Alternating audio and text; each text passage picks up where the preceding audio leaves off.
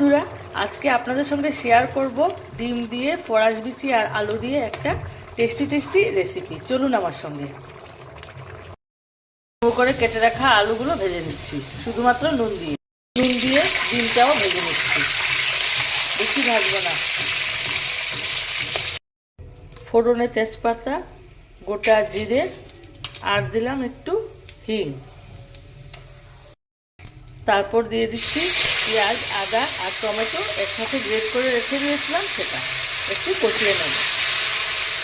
পেঁয়াজটা কষানোর পর দিয়ে দিচ্ছি ভিজিয়ে রাখা মশলা, যার মধ্যে আছে হলুদ গুঁড়ো, জিরে গুঁড়ো, ধনে গুঁড়ো, গোলমরিচের গুঁড়ো, অল্প একটু শুকনো লঙ্কার গুঁড়ো। এবার ভালো করে কষিয়ে নিচ্ছি। মশলাটা ভালো করে কষানোর পর দিয়ে দিচ্ছি ছুলে রাখা ফরাস বিচিগুলো। এবার মশলার সাথে কষিয়ে নেব।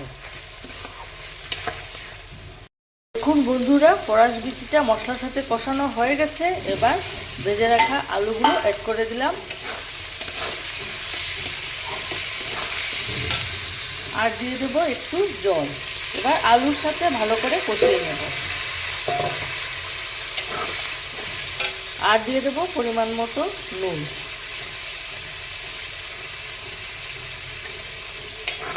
এবার আরেকটু কষিয়ে নেব।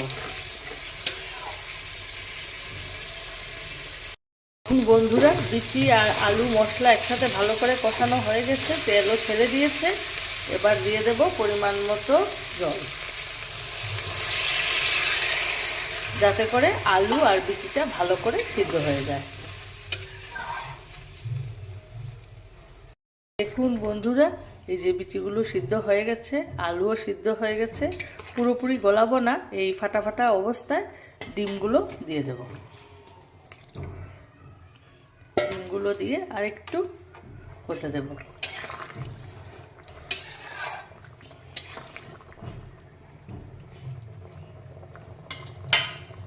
রেসিপিটি তৈরি হয়ে গেছে। এবার দিয়ে দেব গরম মশলা গুঁড়ো আর দিয়ে দেব ধনে পাতা কুচি।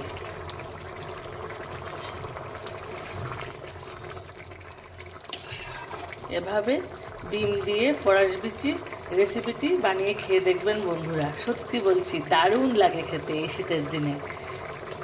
সবাই ভালো থাকবেন, সুস্থ থাকবেন। টাটা, দেখা হবে আরেকটা রেসিপি নিয়ে। কেমন?